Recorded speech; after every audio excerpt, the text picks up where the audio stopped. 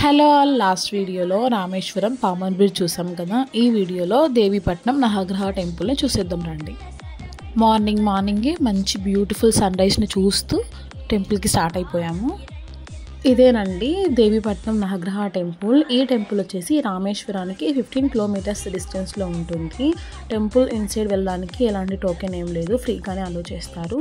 Timings వచ్చేసి morning 6 to evening 6 o'clock వరకు. ఎందుకంటే మనం బీచ్కి లోపల వెళ్తున్నాం కదా లైట్గా, సో అందుకోసం ఈవినింగ్ 6కి స్టాప్ చేస్తారు. ఉన్న నవగ్రహ టెంపుల్ స్పెషాలిటీ ఏంటి అంటే, రాముల వారు రావణాసుడితో యుద్ధానికి వెళ్ళే ముందు నవగ్రహ పూజ చేసి వెళ్ళారనేసి, నవగ్రహ పూజ చేయడానికి 9 నవగ్రహాలకి ప్రతీకగా 9 స్టోన్స్ని ప్రతిష్ఠించి పూజ చేసి వెళ్ళారనేసి ఒక హిస్టరీ ఉంది. రామేశ్వరం వచ్చిన వాళ్ళందరూ కూడా నవగ్రహ టెంపుల్ని కూడా విజిట్ చేస్తారు. ఇక్కడ వచ్చి నవగ్రహాల చుట్టూ ప్రదక్షిణ చేసి వెళ్తారు.